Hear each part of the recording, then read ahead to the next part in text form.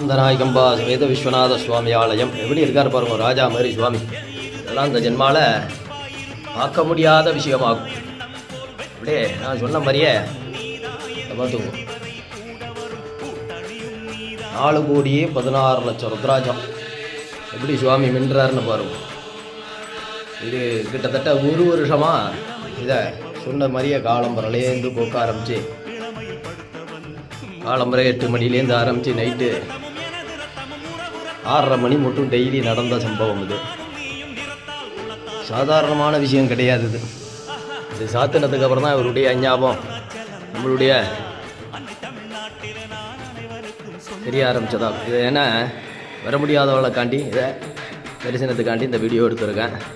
வந்திருந்தவா கூட்டமாக இருந்தாலும் கவனிக்கலைனாலும் நான் மன்னிப்பு கேட்டுக்கிறேன். இல்லைக்கா சரியான கூட்டம் வந்திருந்தவாளுக்கு தெரியும். ஆமாம், யாருக்கும் எதுவும் செய்யப்படாது அப்படிங்கிற ஞாபகம்லாம் மனசில் இல்லை. அதுக்காண்டி மன்னிப்பு இருந்தாலும் நான் கேட்டுக்கிறேன். இல்லைக்கா இது எவ்வளோ பெரிய விசேஷம், சாதாரணமான விசேஷம் கிடையாது. எனக்கா 3 நாள் தூங்கலை. ஆமாம், அதை இப்போவே பேசவே முடியலன்னு வச்சுக்கோங்களேன். அப்போ அந்த அளவுக்கு நம்ம போராடி இருக்கேன் அதில். ஆமாம், அதனால் காலம்பரை என்னால் வேலை செய்யுமே அப்படிங்கிற ஞாபகம் இருந்த அளவுக்கு இருந்தது. ஆனால் அதை நான் யார்கிட்டையும் காட்டிக்கவும் இல்லை, ஒன்றும் பண்ணலை. ரொம்ப திருப்தியாக இருந்தது. இதெல்லாம் சாதாரணமான விஷயம் கிடையாது.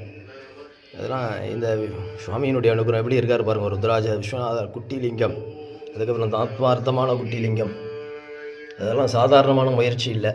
அதனால் இதை நான் வர முடியாதவாளுக்கும் வந்தவாளுக்கும் இதை ஞாபகமாக காட்டிக்கிறேன். ஆமாம், இதை தரிசனம் பண்ணிக்க வேண்டியது. ஆமாம், மனப்பூர்வமான நன்றி. நமஸ்காரம்.